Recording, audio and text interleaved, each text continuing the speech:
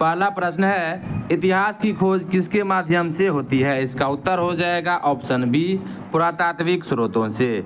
दूसरा प्रश्न है कि ब्रिटिश भारत में जनगणना कब शुरू हुई थी? तो ऑप्शन ए हो जाएगा 1872 ईस्वी में, लॉर्ड मेयो के समय में। तीसरा है कि भारतीय राष्ट्रीय अभिलेखागार कहाँ स्थित है? इसका उत्तर ऑप्शन सी हो जाएगा, दिल्ली में। चौथा प्रश्न है कि इतिहास शब्द का अर्थ क्या है? इसका उत्तर हो जाएगा ऑप्शन सी, बीते हुए समय की कहानी। पांचवा प्रश्न है कि ब्रिटिश शासन के दौरान कौन सा कार्य सबसे पहले किया गया? इसका उत्तर हो जाएगा ऑप्शन सी, यानी कि इतिहास लेखन।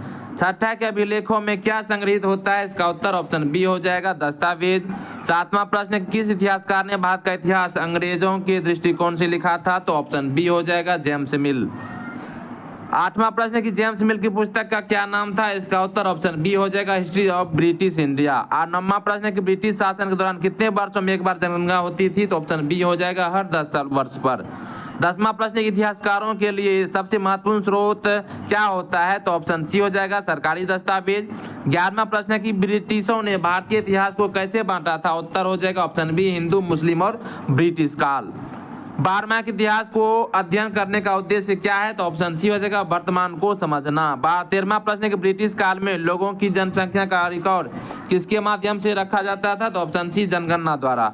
14वां प्रश्न है कि हिस्ट्री ऑफ ब्रिटिश इंडिया को कितने भागों में बांटा गया था? तो ऑप्शन बी हो जाएगा, 3 भागों में। 15वां प्रश्न है कि इतिहास में घटनाओं की तिथि और समय किसके माध्यम से जाने जाती है? तो ऑप्शन सी हो जाएगा, कालक्रम के अनुसार से। 16वां कि ब्रिटिश शासन में दस्तावेज कहाँ रखे जाते थे? ऑप्शन बी हो जाएगा, अभिलेखागार में। 17वां प्रश्न है कि ब्रिटिशों के अनुसार भारत का इतिहास कब सभ्य हुआ था? तो ऑप्शन सी हो जाएगा, अंग्रेजों के आगमन के बाद। 18वां प्रश्न है कि जेम्स मिल किस देश के नागरिक थे? तो ऑप्शन डी हो जाएगा, स्कॉटलैंड के नागरिक थे जेम्स मिल। इतिहासकार लेखन में सबसे अधिक ध्यान किस पर दिया जाता है? तो ऑप्शन सी हो जाएगा, तिथि, स्थान और घटनाओं पर।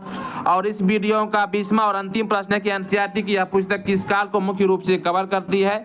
तो ऑप्शन सी हो जाएगा, आधुनिक काल को।